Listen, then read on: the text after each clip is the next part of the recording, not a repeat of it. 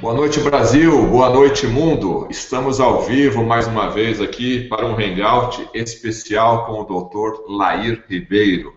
Eu gostaria imensamente de agradecer toda a nossa audiência.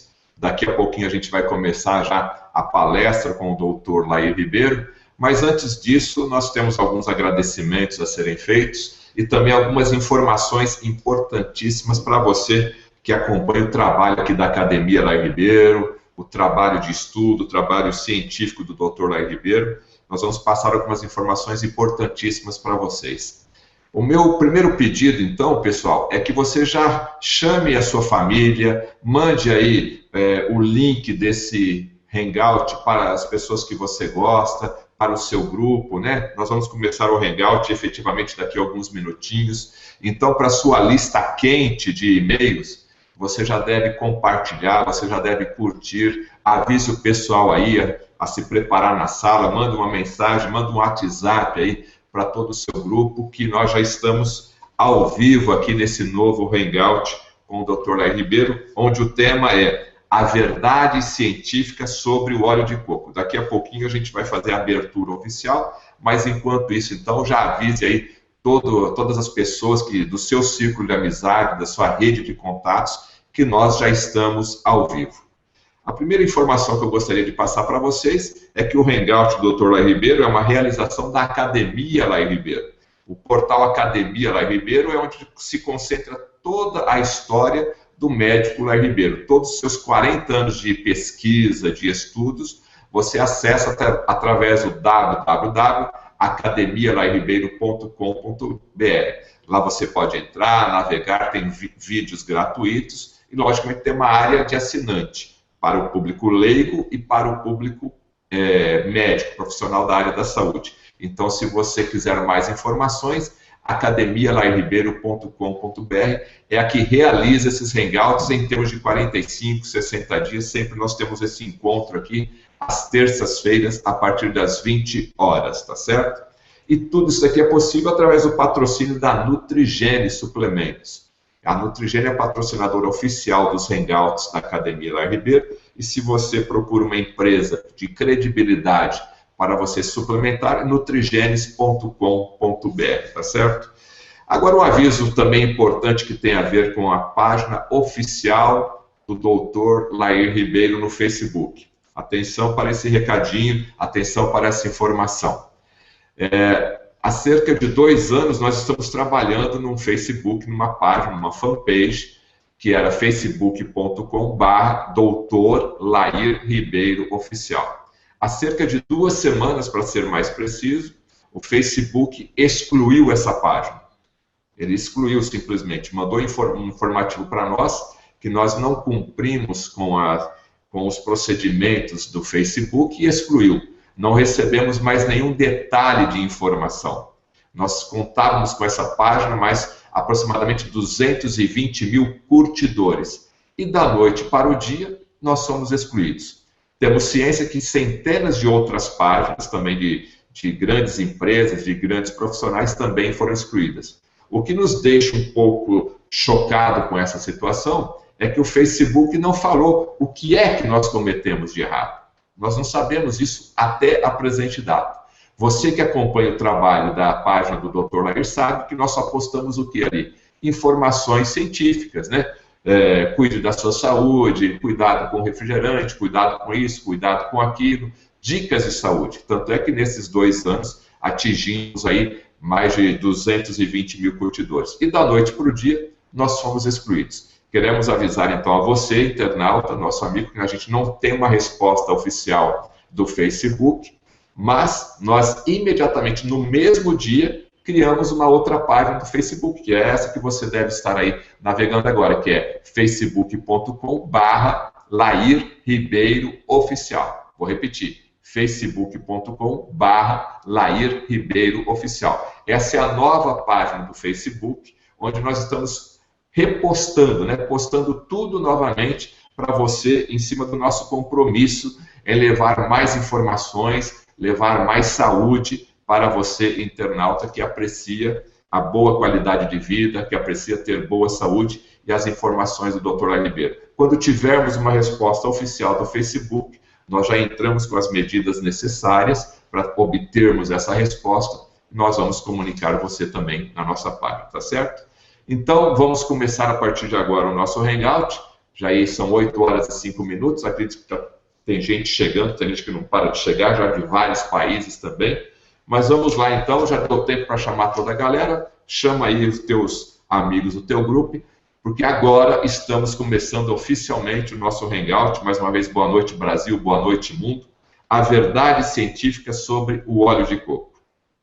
Meu nome é Fernando Betete, quem está assistindo pela primeira vez, eu sou o diretor da Academia Lair Ribeiro, e é através da Academia Lair Ribeiro que nós realizamos esse Hangout aqui. Lembramos que os assuntos abordados em nossos eventos online não têm caráter prescritivo, mas científico e informativo. Recomendamos a você sempre que consulte o seu médico de confiança. O papel aqui do Dr. Lair Ribeiro como palestrante é passar as informações para você. Envie, então, a partir de agora, a sua pergunta aí na página, aí você tem acesso para você deixar a sua pergunta. Apenas lembramos que as perguntas fora desse assunto não serão respondidas, né?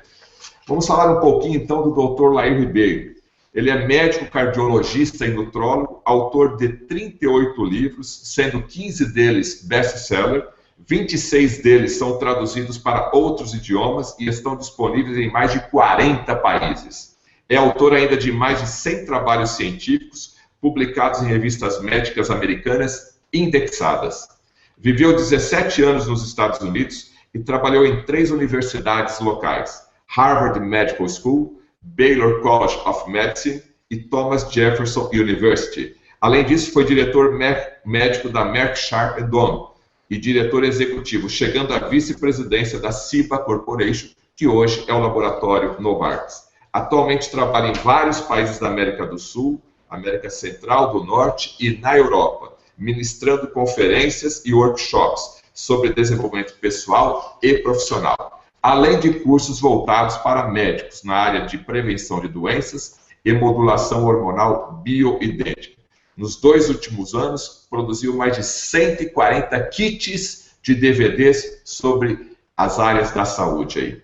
Senhoras e senhores, Dr. Lair Ribeiro. Muito obrigado, boa noite, Fernando. Boa noite, você que está aí nos assistindo. Obrigado pela sua presença. Essa vai ser uma noite muito especial. Nós vamos discutir a verdade científica sobre o óleo de coco. Eu quero começar dizendo que Hipócrates, o pai da medicina, 400 anos antes de Cristo, tinha um discurso da importância da nutrição. E ele terminava esse discurso dizendo que primo non nocere, antes de mais nada, não prejudique.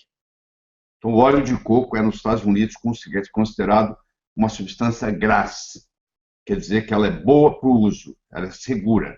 Quando uma substância é grasse, ela pode ser ingerida sem nenhum perigo, seguindo a história do Hipócrates. Abraham Lincoln foi o 16º presidente dos Estados Unidos. Ele governou de 1861 a 1865, considerado o abolidor da escravatura nos Estados Unidos, e ele tinha uma frase muito poderosa que ele dizia assim: você pode enganar poucos por muito tempo, você pode enganar muitos por pouco tempo, mas você não pode enganar muitos por muito tempo.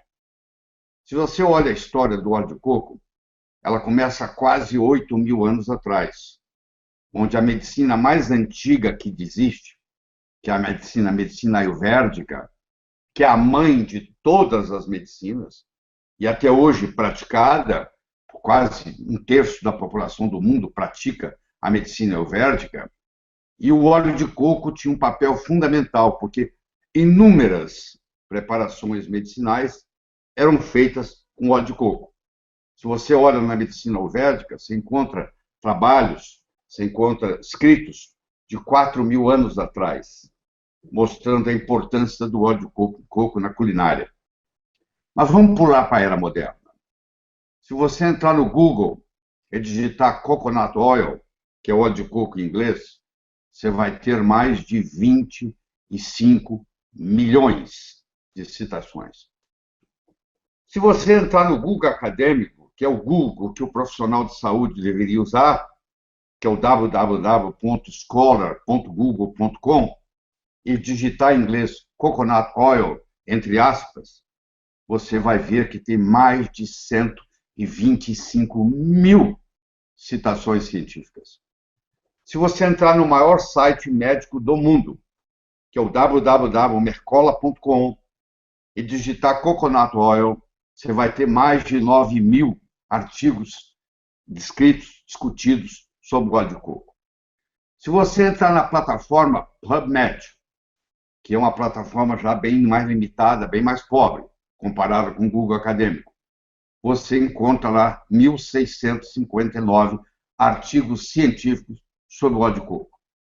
Se você entrar no Amazon.com e na seção Books, na seção Livros, e digitar Coconut Oil, você vai encontrar mais de 1.000 livros sobre o assunto.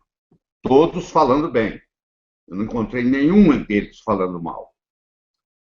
Se você entrar de novo no Google Acadêmico e digitar monolaurin, você vai ver que é um produto que vem do ácido láurico, que o ácido láurico, 47% do coco, da gordura do coco é ácido láurico, você vai encontrar 2.370 artigos científicos sobre o processo. Se você pegar uma fórmula infantil, você vai ver que um dos grandes componentes da fórmula infantil são os triglicéridos de cadeia média, advindo do coco. Se você pegar uma pessoa idosa, que não consegue comer mais, e que está recebendo alimentação parenteral, a base da alimentação pela via veia parenteral é triglicéridos de cadeia média, advindos do coco.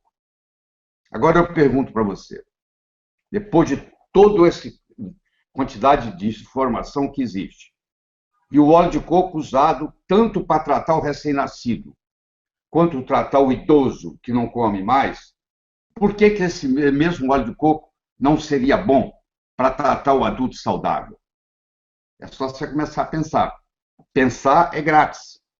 Falta de pensamento é caríssimo. Então, pensar é grátis. Começa a pensar, você começa a ver. Se é uma substância tão relevante, que tem mais de 125 mil citações científicas no Google Científico, no Google Acadêmico, deve ter alguma explicação interessante por que isso acontece, certo? Então, visto isto, você vê que você pode tratar, prevenir e tratar com óleo de coco, Alzheimer, AIDS, aterosclerose, melhorar o perfil lipídico, ajuda no câncer, em infecções, em infestações, em diabetes, em redução de peso, em ganho de peso. Então, existem trabalhos e mais trabalhos e mais trabalhos em todas essas áreas. Eu gostaria de começar discutindo com você, primeiro, a estrutura do óleo de coco. O óleo de coco é uma gordura saturada, mas as gorduras saturadas são muito diferentes umas das outras. Você tem gordura saturada de cadeia curta, você tem gordura saturada de cadeia média, e você tem gordura saturada de cadeia longa. Gordura saturada de cadeia curta, nós temos o ácido acético, o propiônico, o butírico, o valérico, o capróico. Esses são de cadeias curtas, eles vão até 6 carbonos. Aí você tem as gorduras de cadeia média, onde você tem o cáprico, o caprílico, o cáprico e o láurico, que são 3. Só para você ter uma ideia, 64% da gordura do coco é de cadeia média. E desses 64%, 47% é ácido láurico. Só para você ter uma ideia, o ácido láurico, o leite materno, que é o melhor alimento que existe no mundo, 14 a 19% da gordura do leite materno é ácido láurico. Se é bom para o recém-nascido, por que não vai ser bom para o adulto? Por que o ácido láurico é tão badalado? Primeiro, porque quando ele cai no estômago, ele é quebrado e ele forma uma coisa chamada monolaurina, que mata fungo, mata bactéria, mata vírus, mata parasita. Hoje, nos Estados Unidos, a monolaurina é comercializada à parte, Ela é extraída do coco e ela é comercializada para tratar infecções que são resistentes a antibióticos. Para tratar candidíase sistêmica. A mulher que tem corrimento vaginal, ela faz uso da monolaurina. 30 dias de tratamento está resolvido. Ela é usada em vários aspectos na medicina clássica, para você ter uma ideia. A maior concentração é de ácido láurico, que é 47%. Aí nós temos uma grande concentração de ácido caprílico, que é 9%. O ácido caprílico é muito poderoso como antifúngico. Talvez uma das substâncias mais poderosas como antifúngico que nós conhecemos na medicina.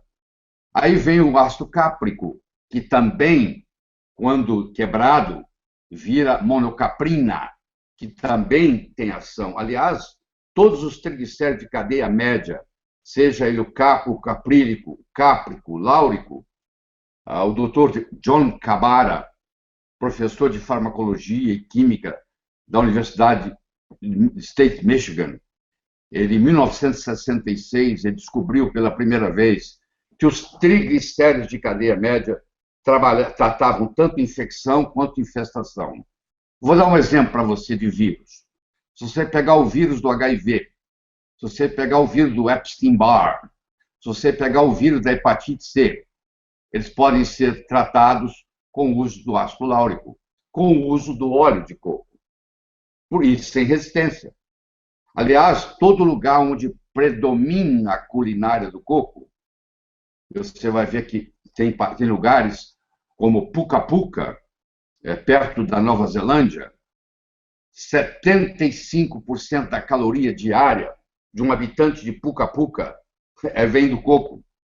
Você tem Tokelau, que é outra ilha perto, 60% da ingestão calórica diária vem do óleo do coco.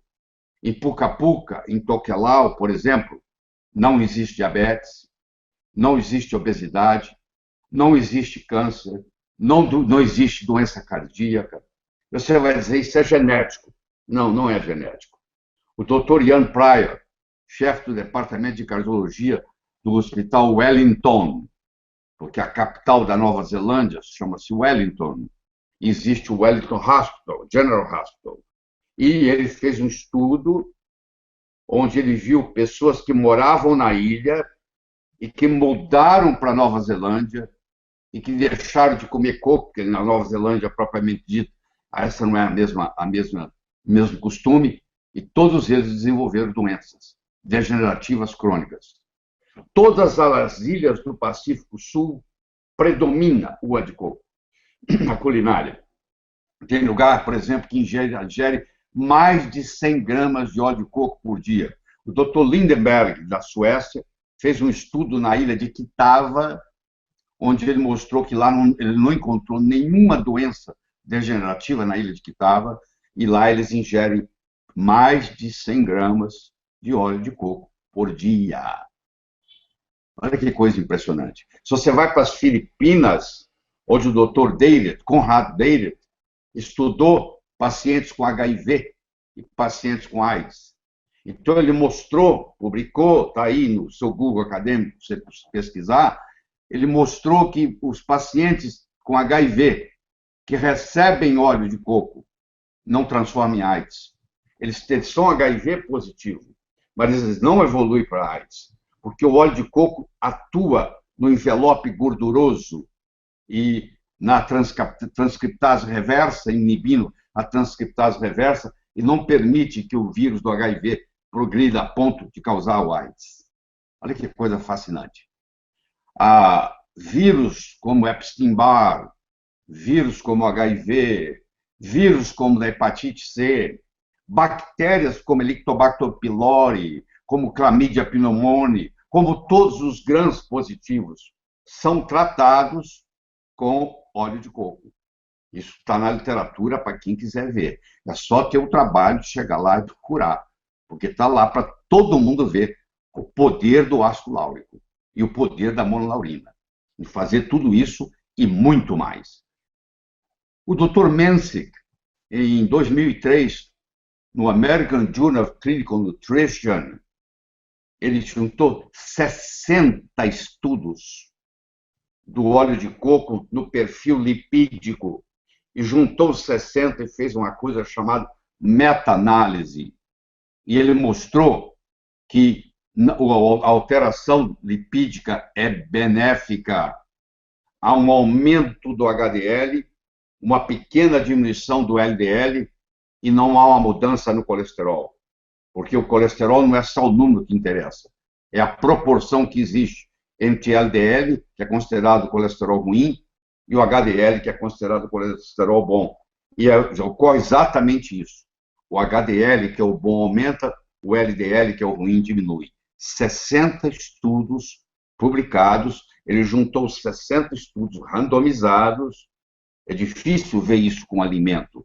Você vê esses estudos com remédios. Lembre-se, o coco é apenas um alimento. E você encontra uma literatura vastíssima na literatura científica sobre o assunto. Vastíssima. Pacientes com diabetes, inclusive diabetes tipo 1, porque o óleo de coco é insulinotrópico. O óleo de coco tem o coco tem muita fibra. Se você fizer uso do coco em si, você também trata uma série de doenças intestinais, doença de Crohn, síndrome do intestino irritável, inúmeros trabalhos tem. E se você pesquisa com cuidado, você vai ver que existem vários heróis nesse ponto. O Dr. Kabara, que dedicou 40 anos da vida dele a estudar o coco e publicou livros sobre o assunto e artigos sobre o assunto. A doutora Mary Enig, E-E-N-I-G, você pode procurar, antes dela morrer, em 2014, era a maior autoridade em coco no mundo. Ela também dedicou a vida dela inteira, como bioquímica e farmacologista, a estudar as propriedades benéficas do óleo de coco. Nós temos hoje o Dr. Bruce Fife, que tem uns 4 ou 5 livros sobre coco, e eu posso te recomendar, qualquer um deles é bom, viu? Porque é impressionante a dedicação que esse homem tem. Ele era um cético, quando ele escutou coco pela primeira vez, ele teve a reação que muitos de vocês têm: mas isso é ácido graxo, isso é gordura saturada. As gorduras saturadas não são iguais. Você tem gordura saturada de cadeia curta, de cadeia média e de cadeia longa. O coco tem 64% do coco é ácido graxo de cadeia média. Então ele mostrou. O Dr. Bruce Fife aí assistiu à aula, virou um estudioso no assunto. 30 anos depois, ele já publicou 4 ou 5 livros, todos muito importantes. Fife, F-I-F-E, tá? O Dr. Ian Pryor, que estuda as pessoas que vêm de Puka Puka e Tokelau e mudam para Nova Zelândia. E Puka Puka, como eu disse, 75% da caloria diária vem do óleo de coco. E em Tokelau, mais de 60% vem do óleo de coco. E essas pessoas mudam para Wellington, capital da Nova Zelândia, e todos ficam doentes, e o colesterol aumenta, eles têm infarto, ficam diabéticos, ficam obesos. Tem inúmeros trabalhos na literatura mostrando a ação do coco na obesidade, porque o coco ele é termogênico. O óleo de coco, que tem os triglicéridos de cadeia média, o triglicéride de cadeia média tem um metabolismo todo especial. Ao invés dele ir depositar nos adipócitos, ele vai direto para o fígado e lá ele forma corpos cetônicos, acetona, acetoacetato, beta-hidroxibutirato. Era o tempo da paleolítica. Se você pegar há mais de 10 mil anos atrás, os nossos ancestrais não conheciam açúcar, não ingeriam praticamente nada de carboidrato, eram nômades. Eles não iam se dar o luxo de carregar com eles. Eles caçavam, pescavam, viviam de frutos silvestres da época. Tinham uma dieta cetogênica. Eles matavam o animal, tiravam as entranhas do animal e deixavam a carcaça magra, os outros animais aproveitar delas à noite. E levavam aquelas coisas gordas, o fígado, o pâncreas, o coração para comer. Então o cérebro sabe muito bem como trabalhar com beta-hidroxibutirato.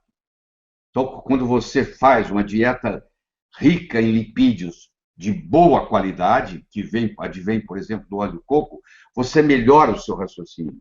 Se você pegar a história da doutora Mary Newport, uma neonatologista de Miami, que o marido dela, com a profissão de marido, ficava em casa cuidando das crianças e ela, como médica, trabalhando, isso é comum nos Estados Unidos, um ficar em casa e o outro ir trabalhar, e muitas vezes a mulher vai trabalhar e o homem fica em casa, e ele cozinha, ele cuida da casa, o nome dele era Steve.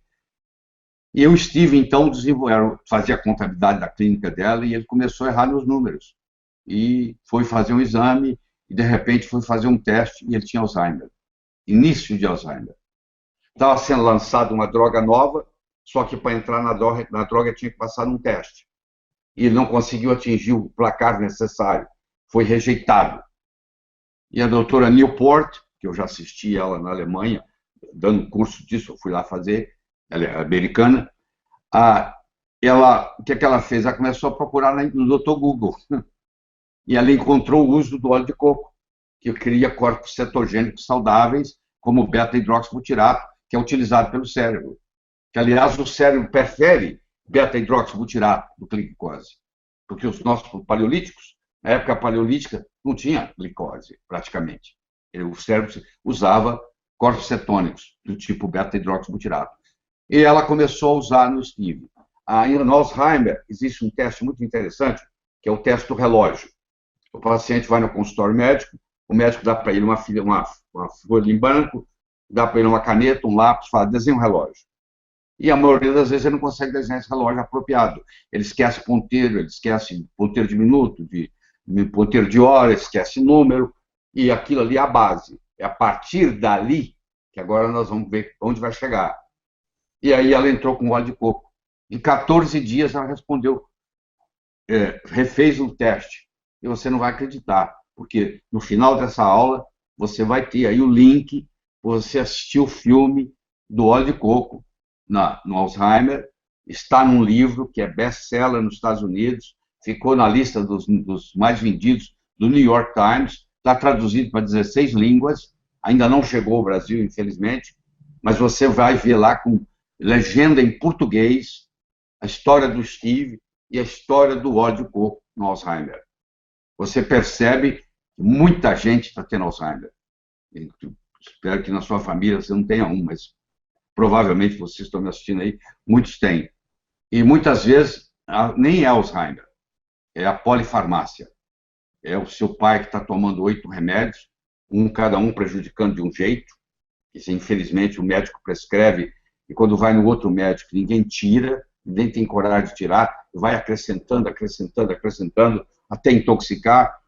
Aí você começa com óleo de coco, e a melhora é brutal. Então você tem explicações as mais variadas. Inclusive no Brasil. Nós temos caso, por exemplo, do óleo de coco estudado na obesidade na mulher, a mulher que tem obesidade visceral e a linha de cintura, e feito na Universidade de Alagoas, no curso de nutrição de Alagoas, publicado na revista Lipids, em 2009. O primeiro autor é o doutor Assunção, ou doutora Assunção, eu não lembro bem se é homem ou mulher, e que publicou mostrando exatamente isso, que o uso do óleo de coco diminuiu a cintura, diminuiu a gordura visceral. Então, se alguém falar para você que óleo de coco engorda, não entende de nutrição, porque são triglicéridos de cadeia média e eles são termogênicos, eles aumentam 14% o metabolismo basal. Isso tem trabalho publicado. Eu não preciso inventar nada. Já tem conhecimento demais na literatura. Tem mais de 1000 livros no Amazon.com. Tem mais de 9.900 artigos no Mercola.com. Tem mais de 125 mil trabalhos científicos no Google Acadêmico. Tem 1.659 artigos no PubMed. E tem mais de 25 milhões de citações no Google Comum. Você entra no Google Comum, você põe entre aspas, coconut oil, óleo de coco em inglês, e você vai ler o número lá, que vai ter mais de 25, vai ter 25 milhões e 200 mil. 25 milhões e 200 mil citações. Conhecimento não falta. Você tem que estudar. tem que fazer seu dever de casa. Ao invés de ficar escutando gente que vai para a televisão e fica falando bobagem. Pessoas inteligentes, fluentes, mas mal informadas. Isso tem jeito de consertar. É só fazer a informação direitinho. Eu trabalho em pesquisa de óleo de coco tem mais ou menos uns 8, 9 anos. Na minha casa, compra-se de 80 a 100 cocos por semana. Tá? Aqui nós compramos de 80 a 100 cocos por semana. Bebemos a água de coco, gerimos o óleo de coco, é feito leite de coco, entendeu? Tudo é feito desse jeito. Então, eu estou falando para você algo que eu faço na minha vida, tá bom? Não é algo que eu estou inventando, não. Tá? Eu tenho experiência com isso e muito grande. E não é só eu, não. Todas as formas infantis contêm triglicéridos de cadeia média. Todos os parenterais, a nutrição parenteral feita em idosos é feita com triglicéridos de cadeia média tirado do óleo de coco. Então, isso tudo aí, eu espero que eu esteja convencendo você de que faz uma diferença. Aí você pergunta, é óleo ou gordura? Bom, quando é líquido é óleo, quando é sólido é gordura. Essa é a diferenciação.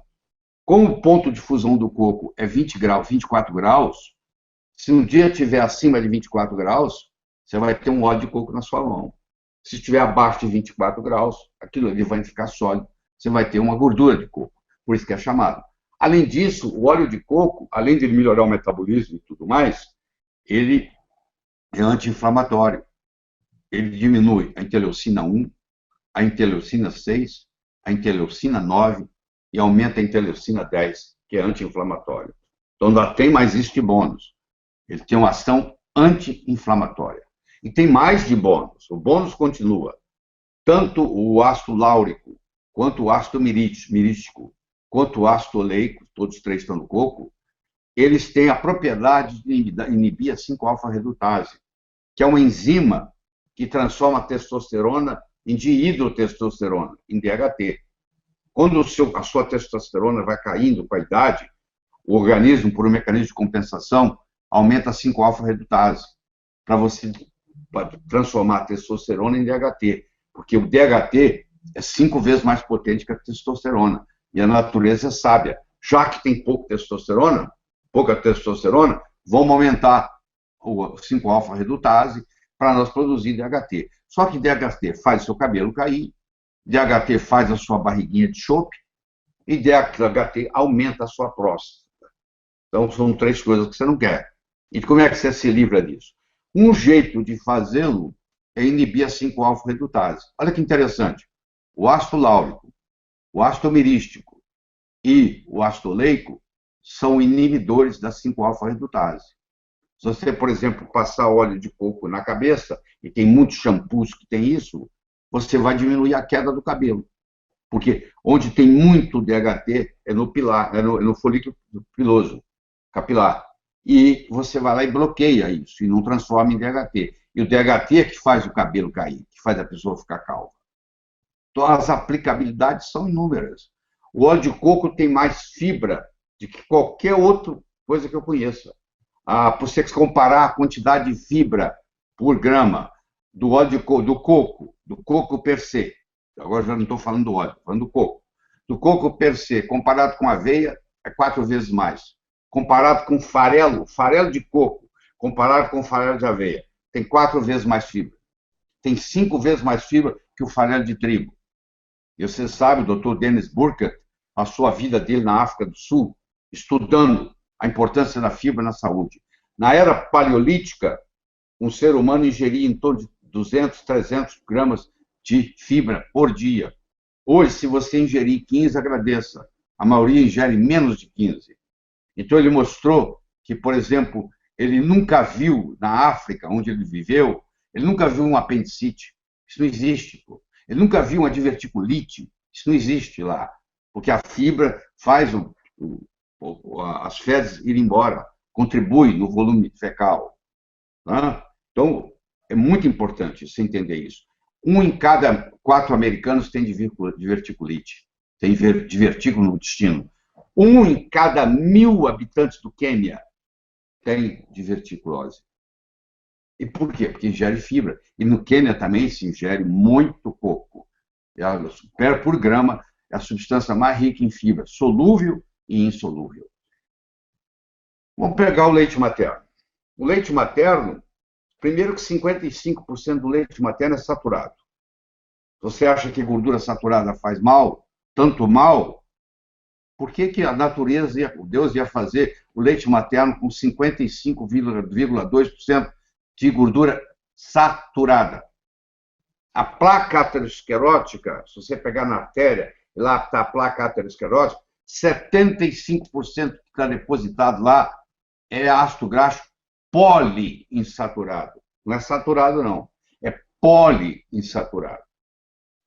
E outra coisa que você tem que entender é que colesterol não é gordura.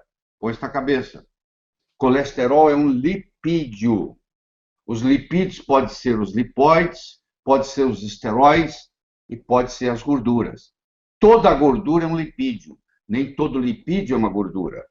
O colesterol é um álcool policíclico do grupo dos esteróides. E eu sei que você vai ficar impressionado com isso, mas a principal fonte de fabricação de colesterol não é gordura, é carboidrato. Por que grupos como em Maasai, na Quênia, onde eles bebem sangue de boi, eles têm um catéter, e eles tomam leite gordo da vaca e tomam sangue de boi todo dia no café da manhã, tem uma biquinha que eles colocam aqui na jugular para tirar sangue, ele não mata o boi, vai tirando, a vida inteira o boi vai doando. E eles têm um colesterol baixíssimo. Quando eles mudam para Nairobi, que é a capital do Quênia, tudo muda. Eles param de tomar aquele leite, aquele sangue de boi gordo, eles param de tomar o leite gordo, e aí eles desenvolvem aterosclerose, mostrando que o processo não é genético, é epigenético. Você vai estudando tudo isso, vai mostrando a diferença que existe. Bom, nós estamos com 30 minutos de palestra, eu acho que tem muita pergunta aí esperando, eu vou parar minha discussão aqui e vou responder as suas perguntas, tá bom? Muito obrigado. Ok, doutor Lair, obrigado aí por essa excelente palestra introdutória, no caso A Verdade sobre o Óleo de Coco. Temos, sim, centenas de perguntas aqui e vamos começar a nossa maratona de perguntas. Mas queremos fazer o aviso, acesse www.academialairribeiro.com.br para ter acesso a todo o conteúdo de pesquisa do Dr. Lair Ribeiro. E a Nutrigência, que é a patrocinadora oficial desse Hangout, está com uma promoção especial de 20% de toda a sua linha de produtos. Você digita lá no cupom COCO20, e você vai ter 20% de desconto. Doutor Lair, a primeira pergunta vem de São Paulo, capital, Marcos Pereira Santos. Qual é a diferença entre óleo e gordura de coco? Pois é, eu mencionei, o óleo é quando ele está no estado líquido, e a gordura é quando ele está no estado sólido. Então, se você não for no sul do Brasil, a tendência é chamar a gordura de coco. Se você for para o norte do Brasil, a tendência é chamar óleo de coco. E no mesmo dia ele pode fazer as duas coisas, porque o ponto de fusão do coco é 24 graus Celsius. E o ponto de fumaça do coco é 177 graus. Como o coco é um ácido graxo, é composto de ácido graxo saturado de cadeia média, ele não oxida. Então, ele dura muito tempo. E você pode, inclusive, fritar com ele. Aliás, é o melhor óleo para fritura que existe. Na minha casa, não entra nenhum outro óleo para cozinhar que não seja o óleo de coco. Tá? Isso há muitos anos. Faz toda a diferença na sua saúde. A próxima pergunta, doutor Lair, vem de Fortaleza, Jéssica Oliveira. De onde vem o leite de coco? Você pega o coco, você faz uma prensa, faz uma moagem e uma prensa nele, dali vai sair o óleo e dali também vai sair o leite. Você mistura com água, pode ser a própria água do coco, e você faz o leite. O leite de coco é um grande substituto para o leite materno. Então, quando uma mãe não pode amamentar mais, e a criança, por exemplo, tem alergia ao leite de vaca, que isso é muito comum, então você dá o leite de coco. Se você estudar, aqui, deixa eu só mostrar para vocês isso aqui, ó. Isso aqui tem 1.281 páginas, tá? Olha aí, ó. Eu já li de capa a capa. É sobre as gorduras nos alimentos e as suas implicações na saúde, tá? Pouco conhecimento é perigoso, tá? Você tem que estudar em profundidade. E muitas pessoas não entendem bem a bioquímica e tiram conclusões erradas. Eu quero que você saiba que tem 70 autores aqui escrevendo, inclusive sobre o óleo de coco, tá? E todas as suas particularidades. Fora os livros outros que eu leio, que tem muitos. Como eu disse, tem mais de 1.000 livros sobre óleo de coco no Amazon.com, na seção Books. Olha que coisa absurda. Mais de 1.000 livros, todos, sem exceção, falando bem do coco. E serve para te dar alguma orientação? Além de toda essa publicação científica que eu citei, e agora eu dizer para você que você pode, vai lá, entra lá, www.amazon.com, books, clica lá, entre aspas, coconut oil, dá enter lá para você ver. Você não vai correr. Tem 75 páginas de anúncio de livro. E tem uma média de 20, 22, 18 livros por página. Você vai dar mais de 1.000 páginas. Chega a mais de 1.200, na realidade, se você multiplicar. É uma coisa impressionante. Só não entende de coco quem não quer. Porque a literatura está aí disponível para todo mundo. Hoje, a informação é democratizada. Todo mundo tem direito a ela. Ok. Queria alertar o nosso internauta que está aí nos nossos comentários o link para você assistir a reportagem que o Dr. Lair Ribeiro comentou sobre a vida do Steve aí, tá certo? Está aí no facebook.com/Lair Ribeiro Oficial, você assiste a reportagem. Pergunta agora... Peraí, o coco no Steve funcionou melhor do que todos os remédios para Alzheimer que tem na farmácia. Ela testou um por um e nada funcionava tão bem quanto o coco. Então isso é muito importante. É uma coisa barata, sem efeito colateral, e você que não tem Alzheimer ainda, se o seu pai teve, a sua mãe tem, se a sua avó, seu avô... Alzheimer é mais comum em mulher do que homem, tá? Eu não vou explicar aqui a razão, mas é mais comum em mulher do que em homem.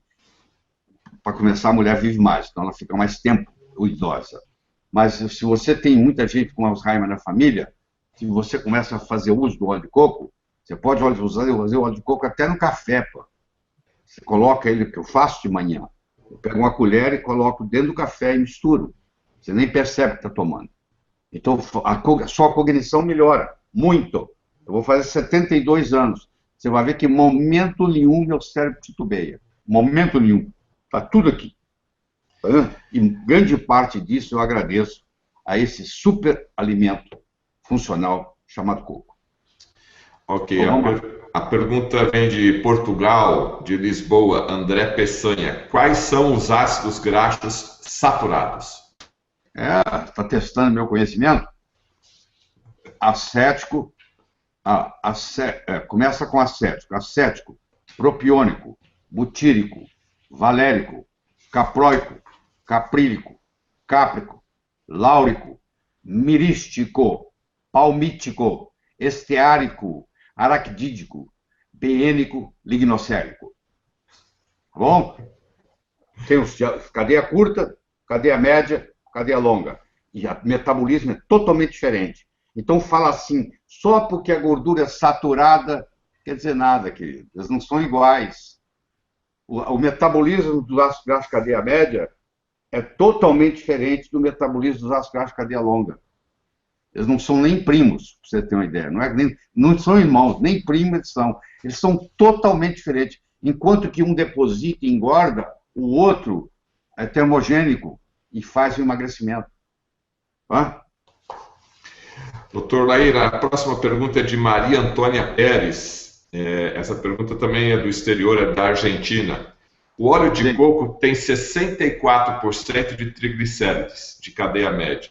47% sendo ácido láurico. O ácido láurico, quando vira monolaurina, mata bactérias, fungos, vírus e protozoários. Isso não iria destruir a microbiota intestinal? Muito boa pergunta. Não, ele não toca na microbiota, Porque para ter essa ação de matar uma bactéria e o vírus, esse vírus, essa bactéria, tem que ter um envelope lipídico.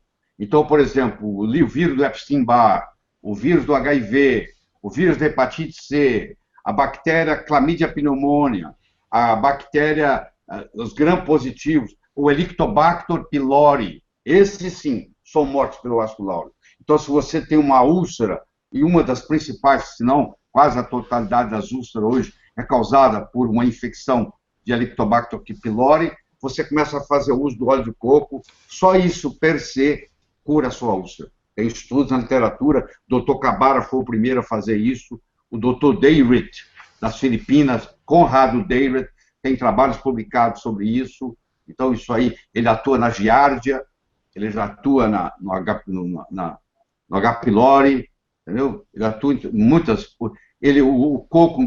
Bom, deixa eu responder as perguntas, vai chegar lá. A pergunta agora do assinante da Academia Lair Ribeiro, a Daiane, de Caraguatatuba. Óleo de coco é bom para quem tem intestino preso? É muito bom para quem tem intestino preso. E o óleo de coco, se você comer o farelo do coco, é 1000 vezes melhor ainda. Como eu disse, o farelo de coco não tem nenhum farelo que chegue perto dele. Porque se você comparar o farelo de coco com o farelo de aveia, ele tem 4 vezes mais fibra, tanto solúvel quanto insolúvel. Então, por exemplo, quem tem doença de Crohn, quem tem irritabilidade intestinal, tudo isso melhora também com a parte da fibra. Agora, o óleo de coco per se também ajuda muito, porque como ele tem uma ação anti-inflamatória muito poderosa no intestino, eu já falei, tem estudos na literatura mostrando que ele inibe e diminui a interleucina 1, a interleucina 6, a interleucina 9, e aumenta a interleucina 10, que é um processo anti-inflamatório, as primeiras 3 são pró-inflamatórias, ele trabalha em qualquer processo inflamatório, principalmente no processo inflamatório intestinal que está passando por aí. E tem outra coisa interessante, se você não tem vesícula, pode fazer uso de óleo de coco, ele não precisa da bile, ele não precisa dos sucos pancreáticos. Se você tem problema de má absorção, o óleo de coco ajuda a absorver nutrientes, tanto é que você dá em doenças que tem distúrbio de absorção, de má absorção, e ele melhora, a pessoa ganha peso. Se a pessoa tem sobrepeso, ela emagrece. Se ela é muito magra, ela ganha peso. Tá? A próxima pergunta, doutor Lair, também de um assinante nosso da Academia Lair Ribeiro, André Luiz Barbosa, de Araruama, Rio de Janeiro. Gostaria de saber se o óleo de coco pode ser um aliado na luta contra o Alzheimer. Se sim, qual a dose diária recomendada? A doutora Newport, ela dava para o Steve 2 colheres de sopa de óleo de coco por dia. E depois ela descobriu que, além do óleo de coco, se ela também desse os triglicéridos de cadeia média, que são isolados do óleo de coco, potencializa o efeito. Então, ela fez um estudo mostrando que, quando você dá o óleo de coco, você tem certas propriedades benéficas. Quando você dá o triglicéride de cadeia média, você tem algumas outras que não tem no óleo de coco per se, e quando você junta os dois, você tem uma sinergia muito grande. Hoje você pode ir numa casa de produtos naturais, você pode ir numa farmácia, você pode adquirir triglicéride de cadeia média, inclusive na forma de pó. Você pode comprar na forma de envelope e colocar na água e tomar. A próxima pergunta é de Florianópolis, é Vanessa Schmidt. O que é óleo de coco hidrogenado? Pois é, a indústria hidrogena óleos poliinsaturados para eles durarem. Um óleo de girassol colocado numa gôndola de um supermercado, em 10 dias está rançoso. Para ele não ficar rançoso, eles injetam hidrogênio em alta temperatura. E aí eles criam o que se chama trans. São as gorduras trans. Então, quando você compra um óleo poliinsaturado no supermercado, ele já vem com gordura trans. Esse aqui é o problema. E ele também já vem oxidado, porque o óleo e a luz e o calor não combinam. Se você esquentar muito óleo, ou se você deixar bater luz natural ou luz artificial lá da gôndola, ele também se oxida. E aí ele começa a prejudicar. Desculpa, a pergunta como é que era? O que é óleo de coco hidrogenado? Bom, então. E aí, essa indústria que está acostumada a fazer isso, ela também injeta hidrogênio no óleo de coco. Tem pouco impacto negativo, porque não tem muito o óleo de coco é 91% saturado, entendeu? Então, só 8%, 9% vai sofrer esse fenômeno. Mas é um fenômeno que perturba. Então, eu recomendo você, se você ler no rótulo que o óleo de coco é hidrogenado, eu recomendo você não usar. O Pedro Oliveira, ele é de Curitiba, no Paraná. Uma mulher, quando amamentando, sem ingerir óleo de coco, é bom para o bebê? Excelente para o bebê. Vou te falar por quê. Porque a mãe, o leite é um processo de excreção da mãe. Se a mãe tiver um tóxico, esse tóxico sai no leite. Se ela está tomando um benzodiazepínico da vida, isso sai no leite. Se ela está tomando ácido láurico, como é o caso do óleo de coco, que 47%, 48% é ácido láurico, o ácido láurico vai aumentar a concentração no leite materno. Uma das vantagens, porque a criança que mama não sofre mais infecção que aquela que não mama, tem menos infecção, é por causa da ação da monolaurina. Tá? Porque a monolaurina, além disso, estimula o sistema imune. 80% do sistema imune nosso está no intestino, tá? Porque é ali que vai passar. Uma pessoa ingere durante uma vida em torno de 7 toneladas de alimento. Então, você está constantemente em contato com o meio exterior via alimento.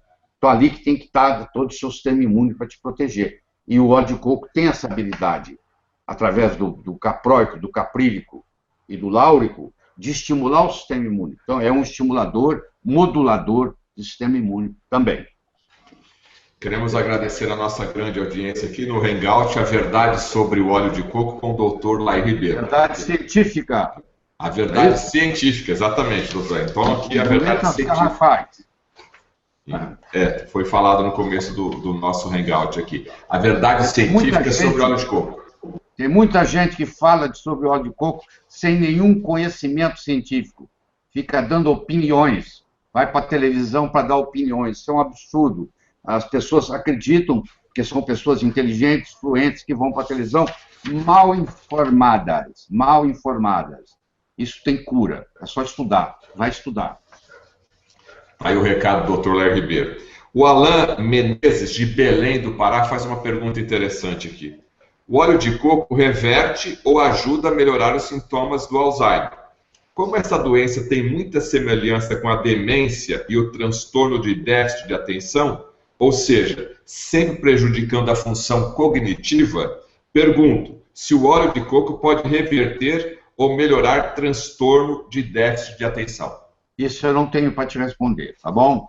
O que eu tenho para te responder é que no caso de demência, a principal causa de demência é Alzheimer, mas existe demência vascular. O óleo de coco tem a habilidade de melhorar as demências em geral. Tá? Isso eu posso te falar. Não é só da Alzheimer, é em geral. Aliás, mesmo você que não tem nada, se você começar a fazer uso do óleo de coco, você mesmo vai perceber que a sua memória melhora, que a sua cognição melhora, que as palavras vêm mais fácil na boca, você não fica titubeando para falar, etc, etc, etc.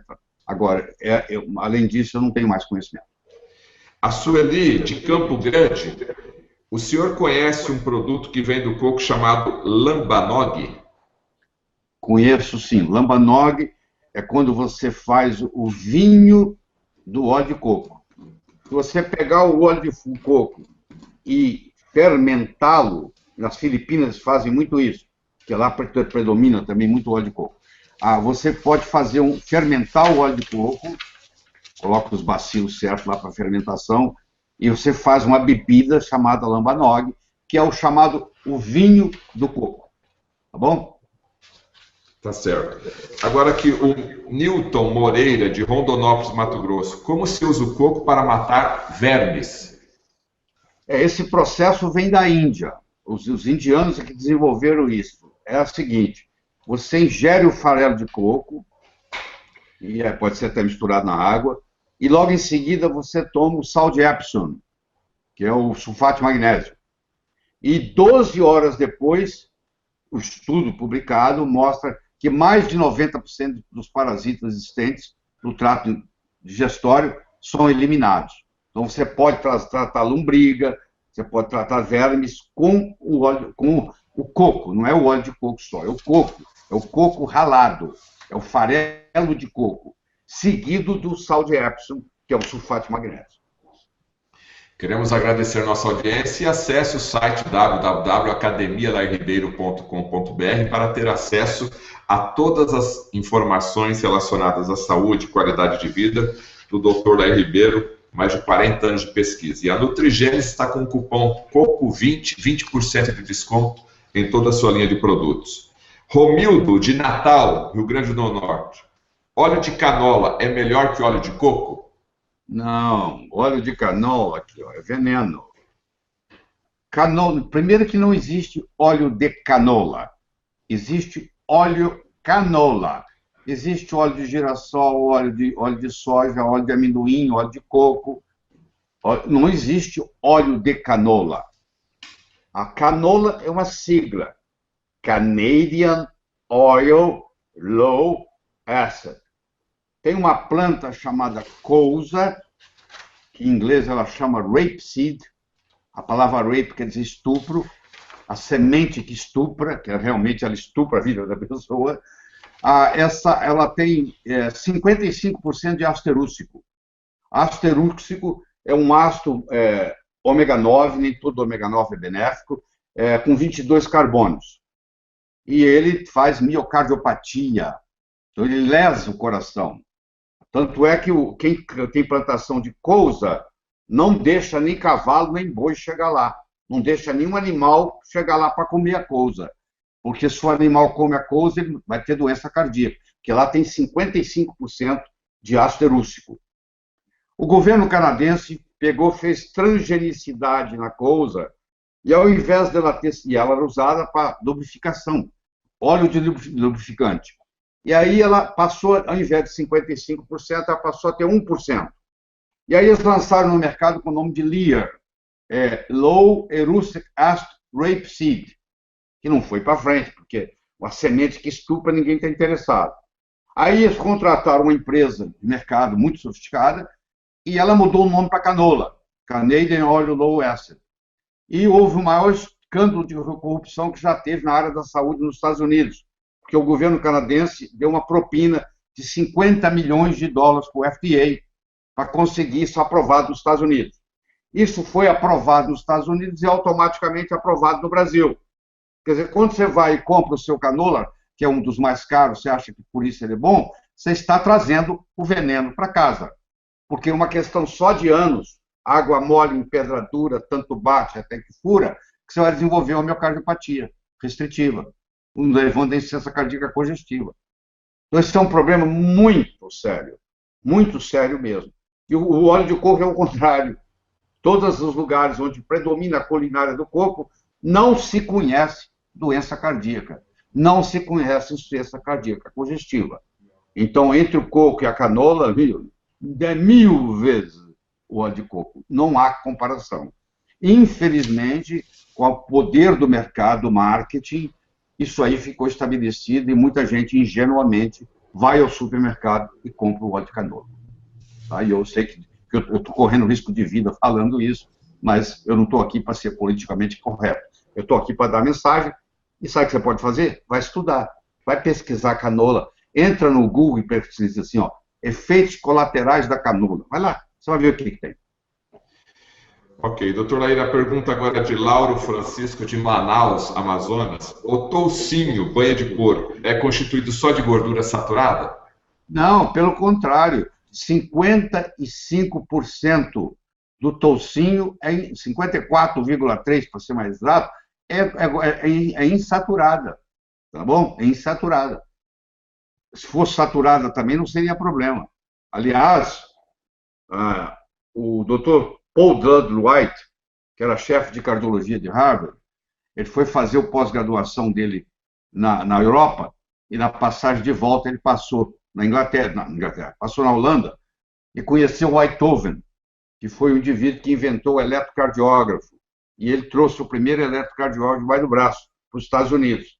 E ele ficou 7 anos procurando um infarto do miocárdio, e não encontrou. As pessoas riam dele.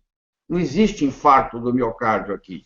Bom, em 1911, entrou no mercado o óleo insaturado chamado Crisco. E então foi falado que o óleo de coco é perigoso. Conversa que você escuta até hoje, essa baboseira aí. Aí o que aconteceu? Muita gente parou de ingerir os óleos tropicais e passou a ingerir o Crisco. E aí começaram os infartos. Em 1930, porque leva tempo, né? 3 mil pessoas morreram de infarto miocárdio nos Estados Unidos. Em 1960, 300 mil pessoas morreram. E hoje você sabe que a doença cardíaca continua sendo a principal causa de morte no mundo. Por quê? Porque nós trocamos aquela banha de porco que a sua bisavó, a sua avó usava, entendeu? Por essa porcaria que você compra no supermercado, são os óleos insaturados, poliinsaturados, como é o canola, como é o girassol, entendeu? E etc. Tudo na mesma linha. E você leva isso para casa, e eles têm um ponto de enfumaçamento muito baixo, você frita ele, você vê logo sai fumaça, e você, aquilo ali são trans e são oxidados, principalmente se você colocar na frigideira. Até o azeite de oliva, que é benéfico, se você jogar na frigideira, prejudica. O único que você pode jogar na frigideira é a banha de porco e o óleo de coco. A Camila Santa Rosa, de Porto Velho, Rondônia. Pergunta curiosa. Qual é a melhor hora do dia para se ingerir o óleo de coco? Tem isso, doutor?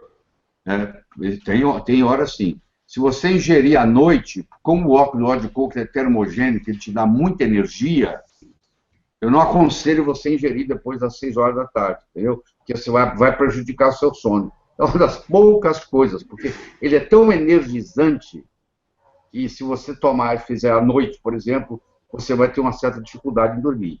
Então, é para usar de manhã cedo, no café da manhã, ótimo. Tá bom? Tá.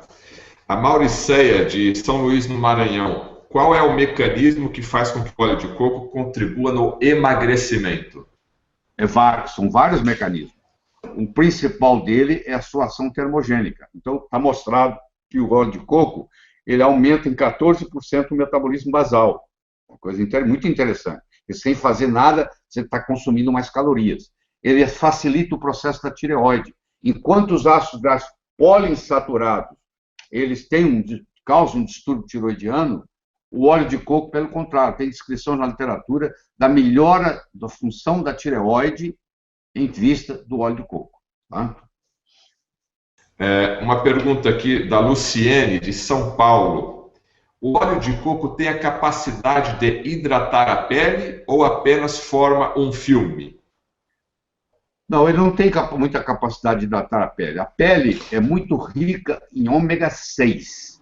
Então, se você passar ômega 6 de boa qualidade na pele, você está fazendo um tratamento muito interessante. O óleo de coco é muito bom para o cabelo. O cabelo ele é muito bom. Porque quando você passa o óleo de coco no cabelo, ele é absorvido e no capilar piloso, no bulbo piloso, ele inibe a 5-alfa-redutase, e aquela testosterona que ia ser transformada em DHT, e aquele cabelo ia cair, e não acontece. Você vai encontrar shampoos à base de óleo de coco, com essa finalidade. Certo? Doutor Lair, a Lívia Bernardi, de Santos, São Paulo. Olá, doutor Lair. Fui operada da vesícula. Posso fazer uso do óleo de coco? Pode, sem problema nenhum, porque a absorção dos ácidos graxos de cadeia média que predominam no coco, eles não precisam nem da bile e não precisam das enzimas pancreáticas. Então, mesmo quem tem problema de absorção, e tem essas doenças congênitas, onde a pessoa tem uma dificuldade muito grande, fibrose cística, um distúrbio pulmonar sério e má absorção, essas crianças que não engordam com nada, elas começam a fazer uso de óleo de coco, está descrito na literatura, elas ganham peso. Olha que interessante. O óleo de coco faz quem perder peso, e quem precisa ganhar peso. Por isso que ele é conhecido como o modulador do peso. Entendeu? Porque dependendo da situação ele trabalha. Ele aumenta a absorção da vitamina A, da D, da E, da K, ele aumenta a absorção de minerais, ele não tem ácido fítico, isso é muito importante. A soja, por exemplo, tem fitatos. O ácido fítico, quando ele bate no estômago, ele quela, minerais e vitaminas. Não existe ácido fítico no coco. Isso é mais um bônus do coco. Você vai ver que todo lugar que você mexer, aqui, ó, vai estudar, ó. Todo lugar que você mexer no coco, olha só, olha o que está escrito aí, ó. Ácidos graxos e alimentos, suas implicações na saúde. 1.281 páginas, 70 autores escrevendo. Tá, ó. Tá aí, ó. Não precisa inventar nada, tá bom?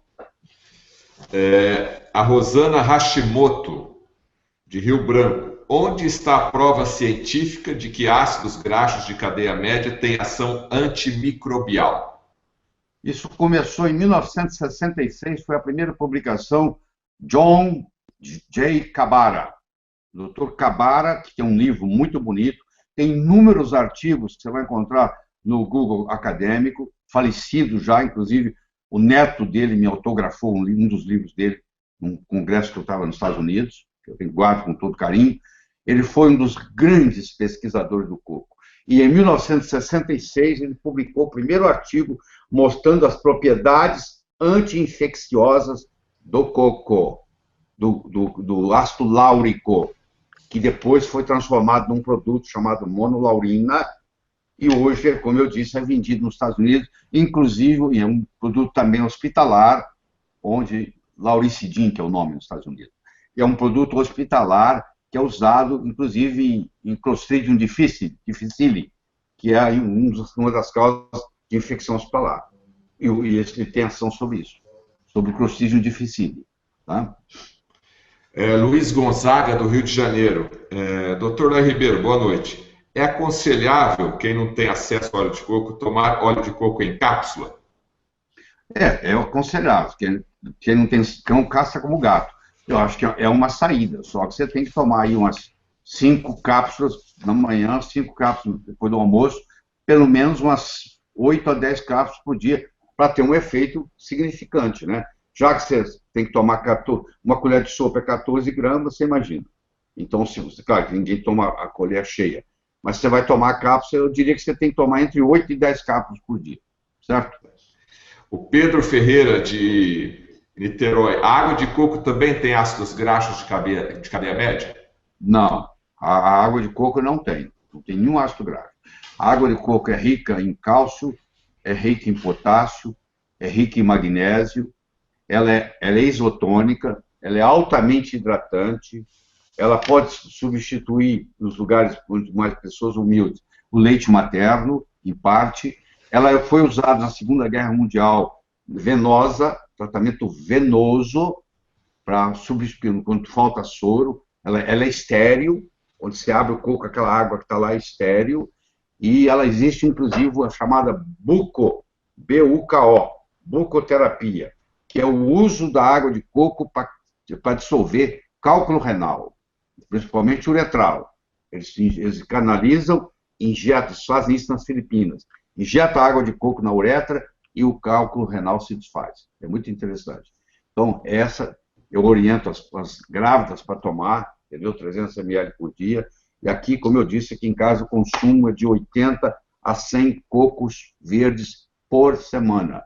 Eu e minha esposa e os netinhos e minha filha vêm almoçar conosco toda terça-feira. Hoje foi dia.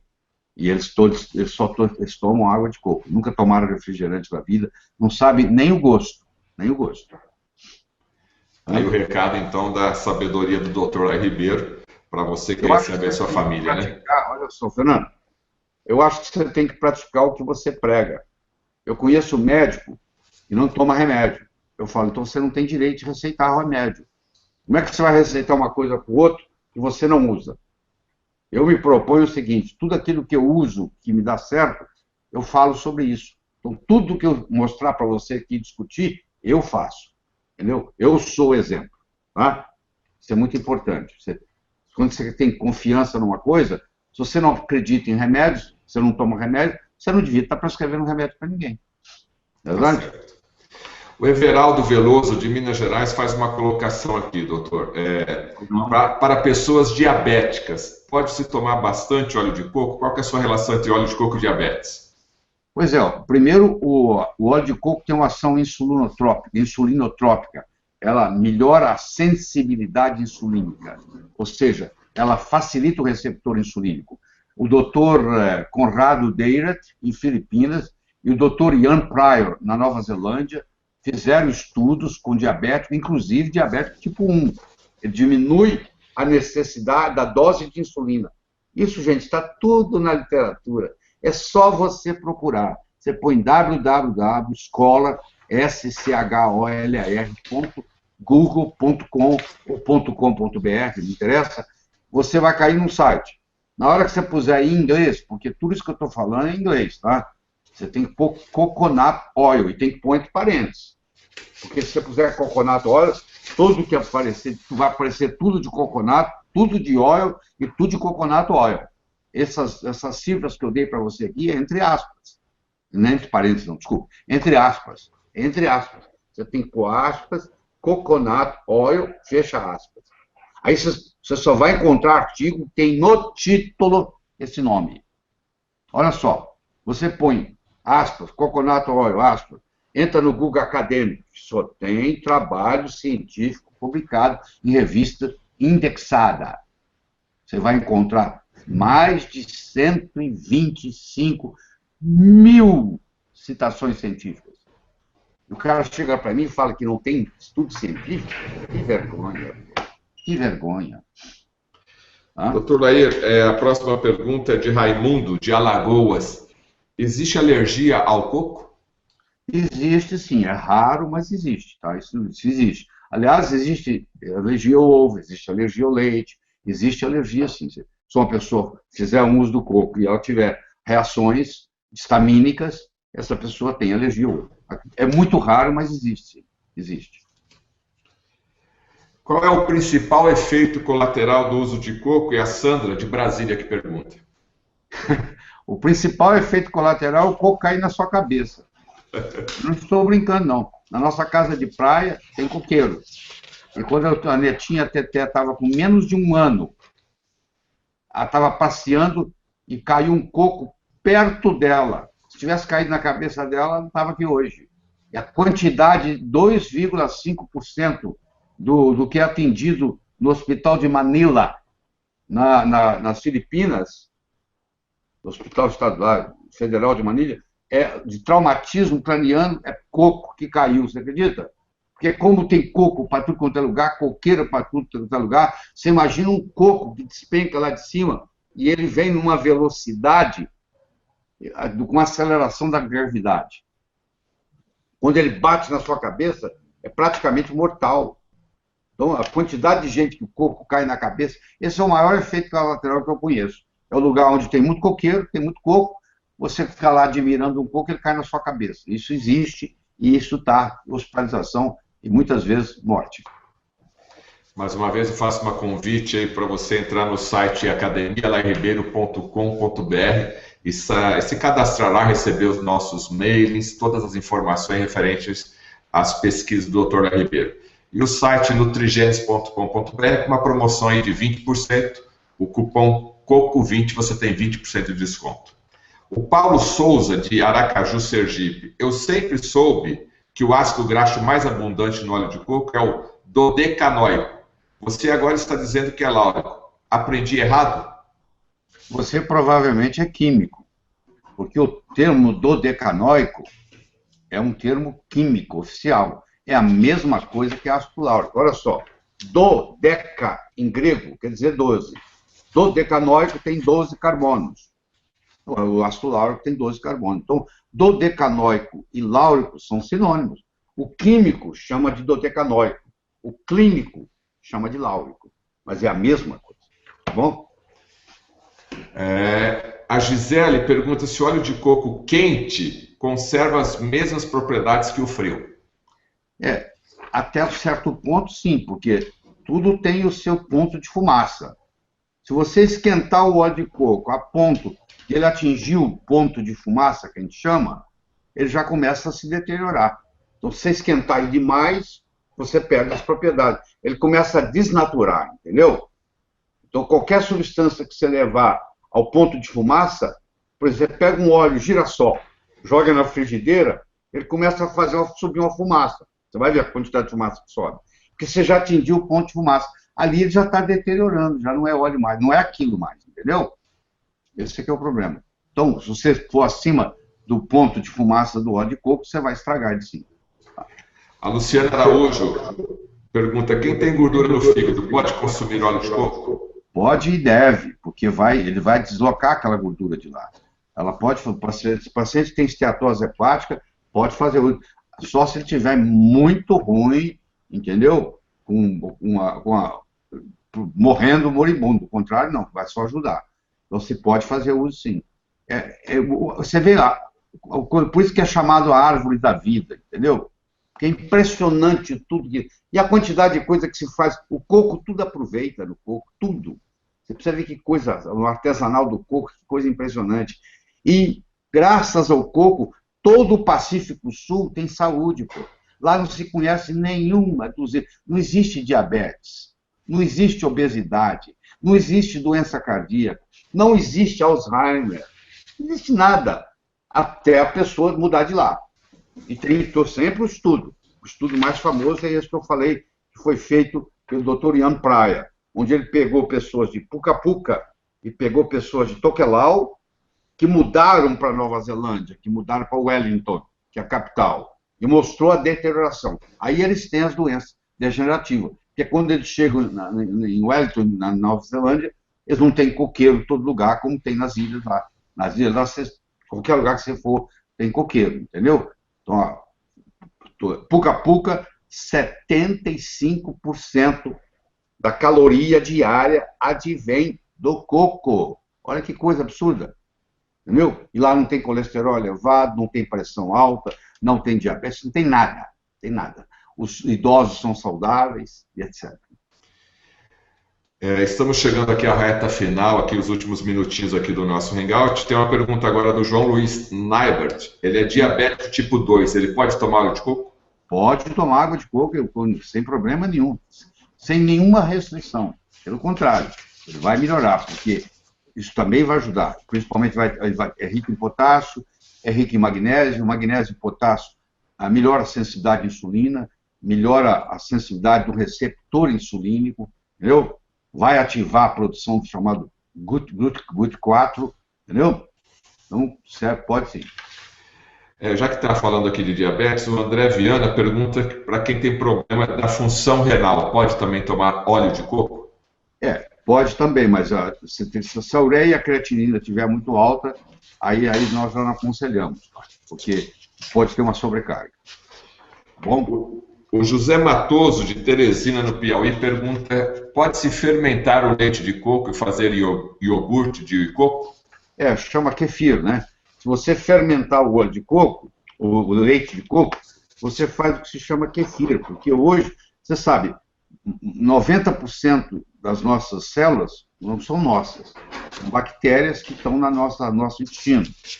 Tanto é que a Organização Mundial de Saúde, há poucos anos atrás, criou um novo órgão para o corpo, que chama microbiota intestinal. Os chineses sempre disseram isso. A saúde e a doença começa e termina no intestino.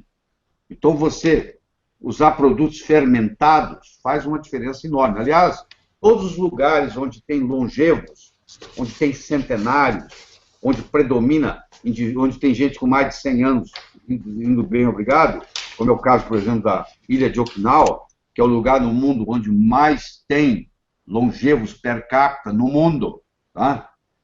Você vai ver que tem produto fermentado. Lá é o natô, por exemplo. Se você fermenta a soja, um dos tipos de fermentação da soja é o natô. E o japonês, por exemplo, é conhecido por ingerir natô no café da manhã, no almoço e no jantar. Principalmente na ilha de Okinawa, onde se ingere mais alimento fermentado ainda. E todo lugar onde tem longevos, você pode procurar que tem um alimento fermentado. Então, você fazer um kefir, fazer tipo um iogurte do leite de coco é uma escolha espetacular, porque é um leite que não tem nenhum prejuízo, não vai ninguém estar alérgico à caseína, porque ela não tem caseína, não tem problema de lactose, não tem nada disso, entendeu? E vai aumentar o número de bactérias no intestino, bactérias que nós chamamos de friendly, que vão melhorar o sistema imune e tudo mais. Queria relembrar você, internauta, que o Dr. Lair aqui citou a vida do Steve, né, uma pessoa que tinha Alzheimer, e esse link está disponível aqui na nossa tela abaixo para você acessar, ou facebook.com/, Lair Ribeiro Oficial. Lá está a reportagem já traduzida pela nossa equipe, à sua disposição para você assistir essa reportagem. Deixa eu só fazer um comentário. Eu não quero dar aqui a impressão que óleo de coco vai curar Alzheimer. A regra é a seguinte: você pergunta para a pessoa assim, como é que esse indivíduo, esse senhor com Alzheimer, estava há 6 meses atrás? Há 6 meses atrás, ele lembrava o nome do filho. Então, provavelmente, usando o óleo de coco, ele vai lembrar o nome do filho. Quanto tempo tem que ele não anda? Ele não anda tem 3 anos. Ele não vai voltar a andar, porque à medida que vai progredindo Alzheimer, vai havendo necrose dos neurônios. Então, não tem jeito de reconstruir isso. O que o óleo de coco faz, ele melhora a comunicação entre os neurônios. Mesmo que seja menos se comunicando, aumenta a complexidade do cérebro e aumenta o poder cognitivo, entendeu? O fato de misturar o óleo de coco no café, como o senhor deu a dica aí, não altera as propriedades do óleo de coco? Não, não altera. Porque primeiro que na hora que você coloca, o café não está a mais de 100 graus. O óleo de coco tolera bem até 177, tá? Que é o ponto de fumaça. Não altera em nada. E também logo em seguida dissolve. Então também nem altera o café também. Nem o gosto do café altera, na minha opinião. Porque, claro, eu não uso nada no café. Eu não uso açúcar, eu não uso adoçante, eu não uso nada disso.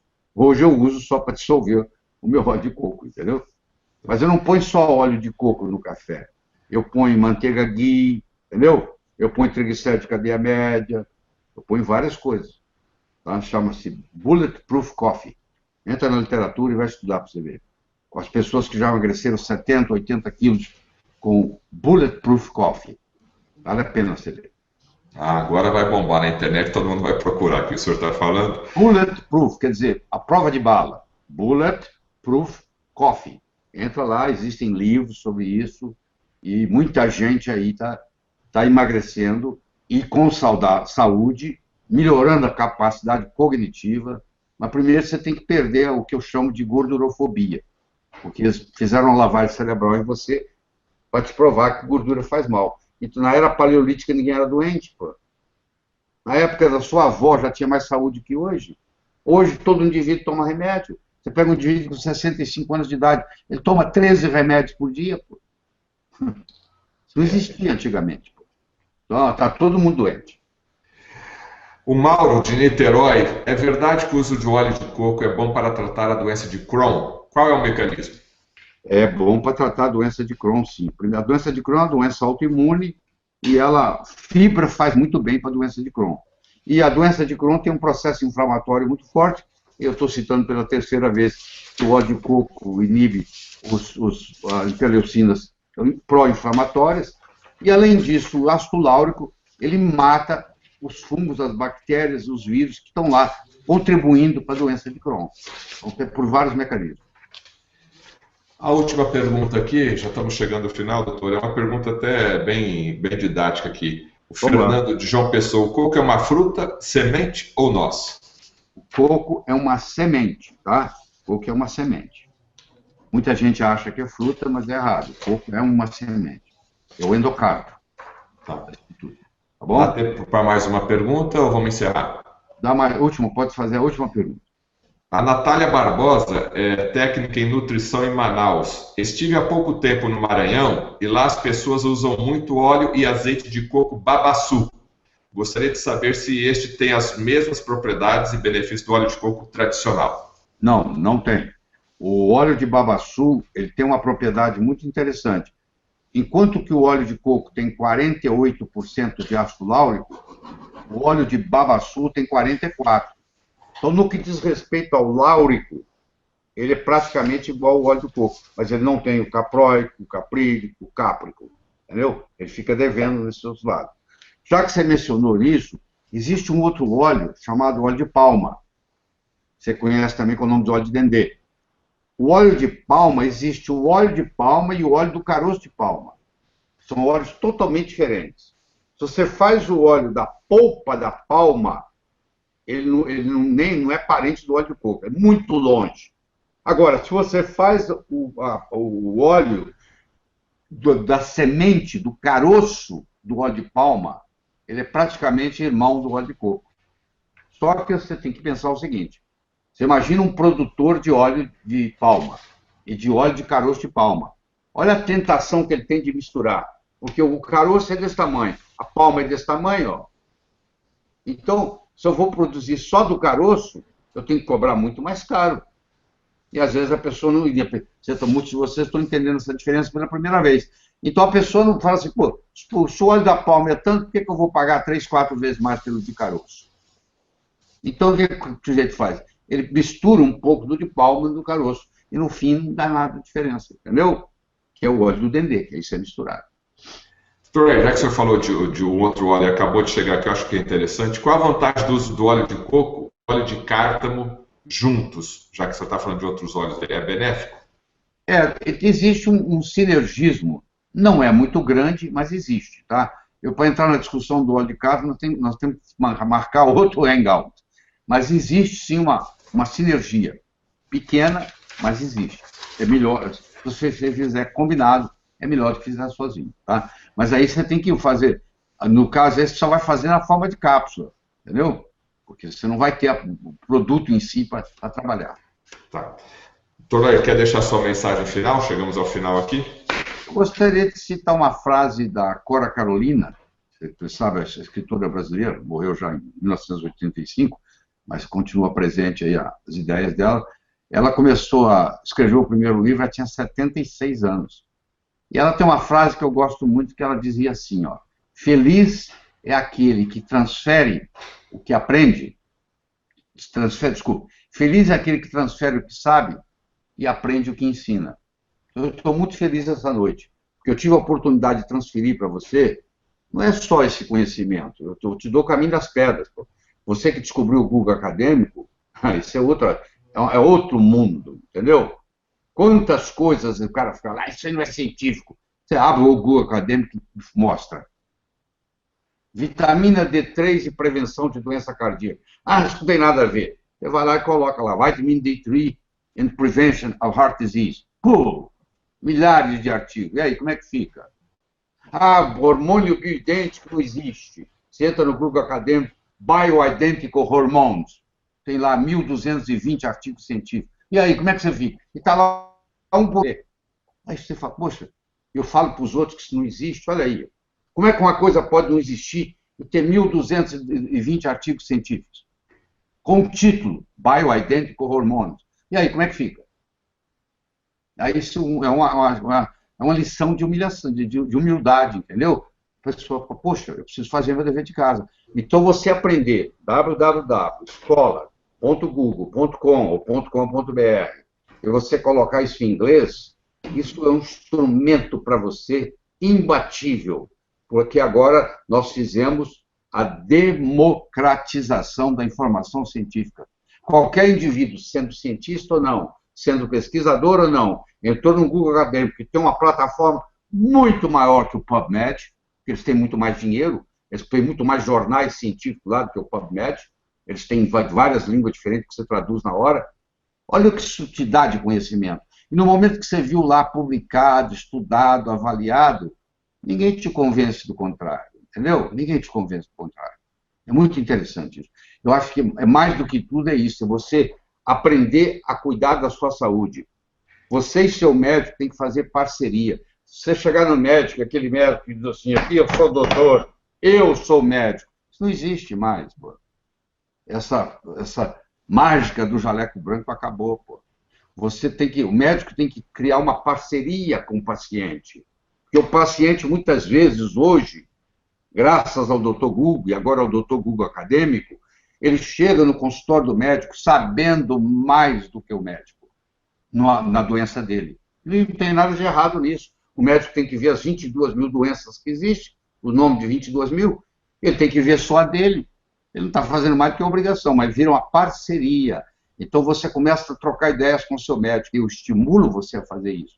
Porque isso não é o futuro, isso é o presente, está aqui. E o médico não sabe, fala que a óleo de coco não serve para nada. Você leva lá 10, 20, 30, 50, 100 artigos, como eu tenho aqui no meu computador, Eu estou escrevendo um artigo científico sobre óleo de coco, e isso será distribuído para todos vocês que fizeram isso aqui, com todas as citações ali. Você vai lá e olha, está lá, não tem conversa. Não é minha opinião. Quem sou eu? É estudo científico que está disponível para qualquer um, poxa. Entendeu? É um grande cala-boca. Então, feliz é aquele que transfere o que sabe e aprende o que ensina. Tchau. Ok, nosso internauta, nosso assinante da Academia Lair Ribeiro, muito obrigado pela sua presença, muito obrigado pela sua audiência mais uma vez. Aqui estamos ao vivo tanto pelo YouTube como pelo Facebook Live. Nós queremos agradecer imensamente a sua audiência e, logicamente, daqui a alguns dias nós já vamos fazer a nova chamada do próximo Hangout com o Dr. Lair Ribeiro, com um novo tema que a gente aqui da Academia Lair Ribeiro vai discutir com o Dr. Lair, em virtude das perguntas que mesmo o pessoal fica sugerindo para a gente em breve vai entrar em contato com vocês publicamente, informando o nosso próximo Hangout, nosso próximo encontro. Lembrando que o novo Facebook do Dr. Lair Ribeiro é facebook.com/Lair Ribeiro Oficial. Guarde esse link e divulgue aí para toda a sua rede de contatos e amigos. Queremos agradecer mais uma vez, um grande abraço e até o nosso próximo encontro.